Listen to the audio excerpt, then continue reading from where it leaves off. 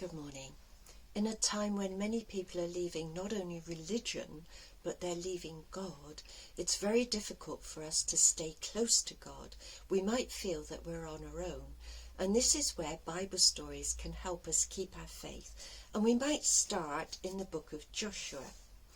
Now, the time I'm speaking about is when the Israelites were to the east of the Jordan. Now, I don't know if you can see on this map, but just about where my finger is, they were over there and they needed to cross the Jordan to enter the promised land. The problem was that it was April and way up in the north the snows on Mount Hermon were melting, so the Jordan was at its fullest. It was probably about 1 mile wide and 10 foot deep. There's no way you could cross it without being swept away. So obviously they needed a miracle. And as we know, what happened was the priests were to carry the Ark of the Covenant, put their feet into the Jordan, and the minute they did so, then the water stopped flowing. The waters to the south drained into the Dead Sea, and as it says in chapter 3 of Joshua, and we're in verse 16, the upper waters stood still and made one heap over a wide space from Adam to the fortress of Zarethan.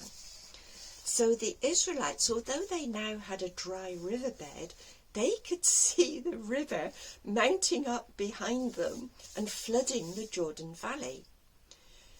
Consequently, in chapter 4 and verse 10, it says this: the people hurried across. I didn't think they would.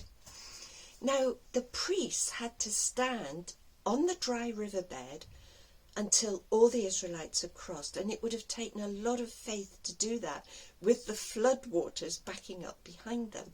But they did it without trembling, with great faith in their God, and eventually all of the Israelites got across.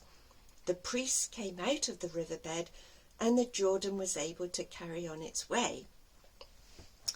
Now, we might have a lot of problems flooding up behind us. We always will do. Do we have the faith that God can do the seemingly impossible and get us through these problems? Well, of course he can. And these sort of stories build up our faith that he will do so. Now, as we know, the Israelites conquered the promised land, and they took Jericho, and you can read about it in the book of Joshua. But there's one amusing incident in the book of Judges that you might like to look at. And by this time, Caleb, who was one of the faithful spies that God had promised he would go through to the promised land, he had been conquering the land to the southwest of where they had crossed the Jordan, to the west of the Dead Sea. And they were up in the hills, and it was fairly dry. Now, he had conquered Hebron, and he'd made that his city to plan his campaigns from. But he wanted the city of Debir, which was about an hour's to the southwest. And so he promised that whoever conquered this city would get his daughter Achsah as a wife. Now, Othniel, that's Caleb's nephew, appears that he really wanted Achsah as wife more than he wanted the city of Debir. The point being that Debir was on a mountaintop. It was in a very arid area, and so not very productive, and not really the sort of city that you would want. But because he wanted Achsah, possibly, he conquered this city, and Caleb gave him Achsah as a wife. Now, how did Achsah feel about this? Well, she married Othniel, and they settled in the city of Debir.